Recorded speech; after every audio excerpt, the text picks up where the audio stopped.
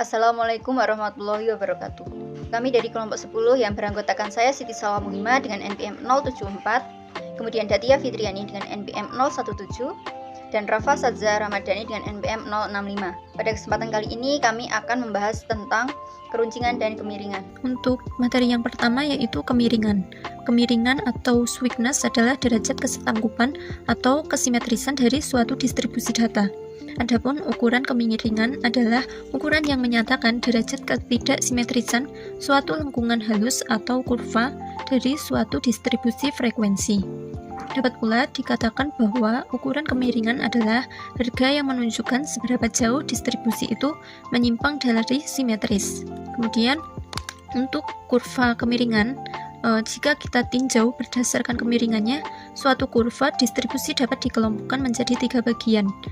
Menurut Pearson, dari hasil koefisien kemiringan, terdapat 3 kriteria untuk mengetahui model distribusi dari sekumpulan data, baik data yang tidak berkelompok maupun data yang berkelompok, yaitu untuk yang pertama, jika koefisien kemiringannya lebih kecil dari 0, maka model distribusinya negatif. Kemudian yang kedua, jika koefisien kemiringannya sama dengan 0, maka model distribusinya simetris. Dan yang ketiga, jika koefisien kemiringannya lebih besar dari 0, maka model distribusinya positif. Untuk gambarnya dapat dilihat sebagai berikut. Terdapat beberapa rumus yang dapat digunakan untuk menentukan kemiringan, yaitu yang pertama rumus Pearson. Rumus Pearson yang pertama, A sama dengan 1/S dikali X bar dikurangi modulo. Kemudian yang kedua yaitu A sama dengan 3/S dikali X bar dikurangi median. Kedua rumus tersebut dinamakan koefisien kemiringan Pearson tipe pertama dan tipe kedua. Kemudian rumus yang lain yaitu rumus momen. Untuk rumus momen, pada data tidak berkelompok kita dapat menggunakan rumus A3 sama dengan 1/NS kuadrat sigma XE dikurangi X bar dipangkatkan 3. Kemudian untuk data yang berkelompok yaitu A3 sama dengan 1/NS pangkat 3 sigma FE dikali MI dikurangi X bar pangkat 3. Untuk rumus selanjutnya yaitu rumus Bowley. Rumus ini menggunakan nilai kuartil, yaitu A3 sama dengan kuartil ketiga ditambah kuartil pertama dikurangi kuartil kedua dibagi kuartil ketiga dikurangi kuartil pertama. Untuk lebih jelasnya, masuk ke contoh soal. Yang pertama yaitu tentukan kriteria kemiringan untuk data terurut 1, 5, 7, 9, 12, 15, 29, 95 dengan N adalah 8. Untuk solusinya yaitu kita mencari kuartil pertama sama dengan nilai ke-1 dikalikan 8 ditambah 1 dibagi 4 sama dengan nilai ke-9/4, yaitu sama dengan 2,25. Maka Q1 sama dengan X2 ditambah 0,25 dikali X3 dikurangi X2 sama dengan 5 ditambah 0,25 dikali 7 dikurangi 5 sama dengan 5 ditambah 0,25 dikali 2 sama dengan 5 ditambah 0,5 sama dengan 5,5. Q2 sama dengan nilai ke-2 dikali 8 ditambah 1 dibagi 4 sama dengan nilai ke-10/4 atau sama dengan 4,5. Maka kuartil kedua sama dengan X4 ditambah 0,5 dikali X5 dikurangi X4, itu sama dengan 9 ditambah 0,5 dikali 12 dikurangi 9 sama dengan 9 ditambah 0,5 dikali 3 sama dengan 9 ditambah 1,5 sama dengan 10,5. Untuk kuartil ketiga yaitu sama dengan nilai ke-3 dikali 8 plus 1 dibagi 4 sama dengan nilai ke-27/4, yaitu 6,75. Maka Q3 sama dengan X6 ditambah 0,75 dikali X7 dikurangi X6 sama dengan 15 ditambah 0,75 dikali 29 dikurangi 15 sama dengan 15 ditambah 0,75 dikali 14,5 sama dengan 15 ditambah 10,5 sama dengan 25,5. Derajat kemiringan data distribusinya adalah A sama dengan kuartil ketiga ditambah kuartil pertama dikurangi kuartil kedua dibagi kuartil ketiga dikurangi kuartil pertama. A sama dengan 25,5 ditambah 5,5 dikurangi 10,5 dibagi 25,5 dikurangi 5,5 sama dengan 20,5 dibagi 20, yaitu 1,25. Karena bertanda positif, maka distribusi data miring ke kanan. Untuk contoh yang kedua, yaitu tentukan kriteria kemiringan untuk data terurut 3, 4, 4, 5, 6, 8, 8, 8, 9, dan 10. Untuk solusi penyelesaiannya, kita dapat mencari X terlebih dahulu, yaitu sama dengan 1/N sigma X sama dengan 1/10 dikalikan jumlah data yang telah diberikan dan menghasilkan 6,5. Kemudian kita cari kemiringannya, yaitu A3 sama dengan pangkat 3 dari sigma datanya yang kita ketahui dikurangi X yang telah kita cari dibagi N S pangkat 3. Kemudian sama dengan kita jumlahkan pangkat 3 dari data-data yang kita ketahui dikurangi oleh 6,5. Kemudian kita bagi oleh 10 dikali 2,42 pangkat 3.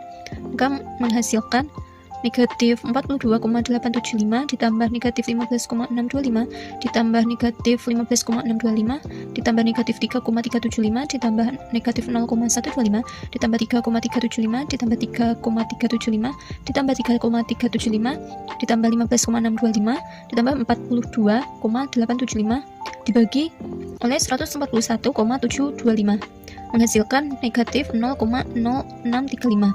Karena A bertanda negatif, maka distribusi data miring ke kiri. Selanjutnya ada materi keruncingan.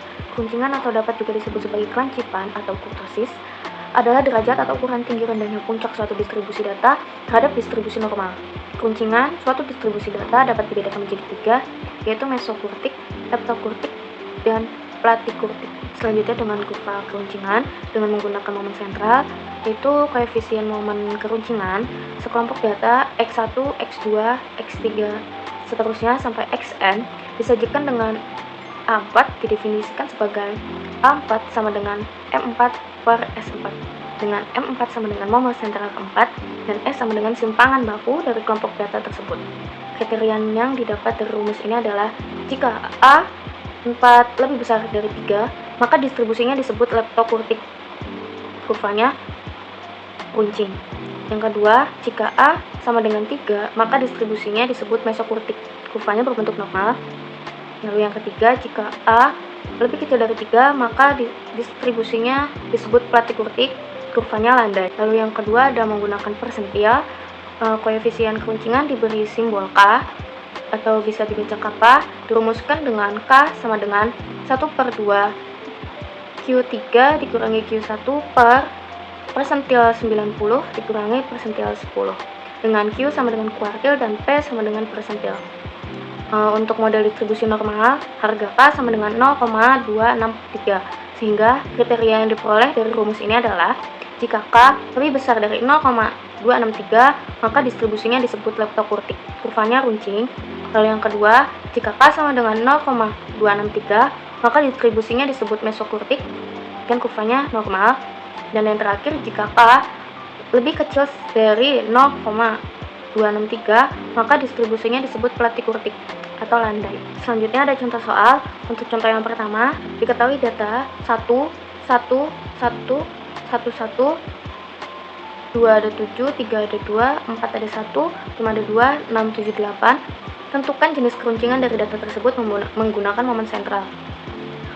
Solusinya diperoleh sigma X sama dengan 60 dan sigma X kuadratnya sama dengan 266 sehingga X square-nya atau rata-ratanya adalah 3 dan S-nya atau simpangan bakunya adalah 2,128.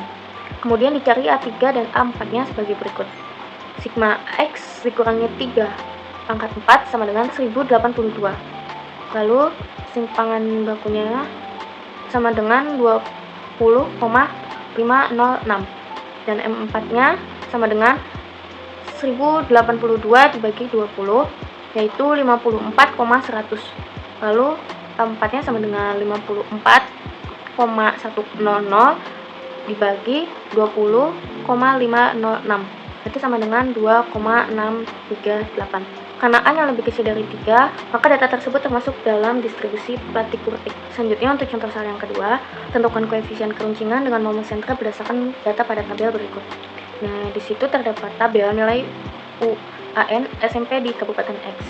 Setelah menganalisis, Solusi yang didapat yaitu berdasarkan hasil perhitungan diperoleh hasil Q1 sama dengan 65,11, Q3 sama dengan 81,83, P10-nya sama dengan 57,8, P90-nya sama dengan 91,17. Sehingga K sama dengan 1/2 Q3 dikurangi Q1 per P90 dikurangi P10 sama dengan setengah dikali 81,83 dikurangi 65,11 per 91,17 dikurangi 57,8. Itu hasilnya 8,36 per 33,37 disederhanakan menjadi 0,251. Saya akan menjelaskan mengenai langkah-langkah penerapan penggunaan program R untuk menghitung kemiringan distribusi data, yaitu data berkelompok. Nah, yang pertama, kita mengaktifkan package FDTH. Kita centang, kemudian menuliskan library FDTH.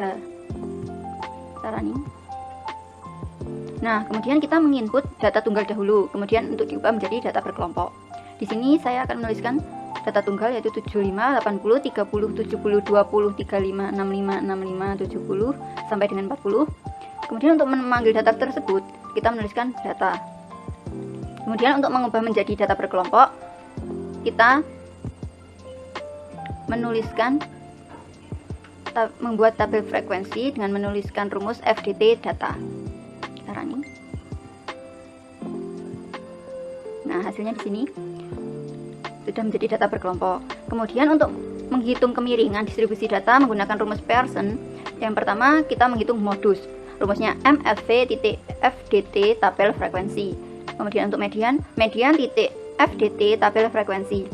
Yang ketiga rata-rata, rumusnya mean titik FDT tabel frekuensi. Kemudian standar deviasi, rumusnya SD titik FDT tabel frekuensi. Caranya. Nah, untuk menghitung modus, kita menuliskan alpha 1, rumusnya rata-rata dikurangi modus per standar deviasi. Caranya. Agar muncul hasilnya, kita tulis alpha 1. Hasilnya muncul di sini. Kemudian mediannya menggunakan rumus 3 kali rata-rata dikurangi median per standar deviasi. Kita running.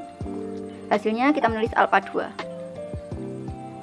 Nah, untuk membuat tabel, kita bisa menuliskan plot tabel frekuensi. Hasilnya akan muncul di bagian plot di sebelah kanan. Kemudian untuk menyimpan kita bisa tekan export, bisa image atau PDF. Kemudian untuk menghitung kemiringan distribusi data rumus Pauli, yang pertama kita menghitung I1, yaitu kuantil titik FDT tabel frekuensi, I sama dengan 1, props sama dengan sec 0,1,0.25. Nah, untuk Q2 sama, tetapi yang berbeda hanya I sama dengan 2, dan untuk Q3 I sama dengan 3. Taran. Rumusnya yaitu kita bisa menuliskan alpha 3, kemudian rumusnya Q3 plus Q1 dikurangi 2 kali Q2 per Q3 min Q1. Kita running. Hasilnya yaitu kita menuliskan alpha 3. Di sini hasilnya muncul.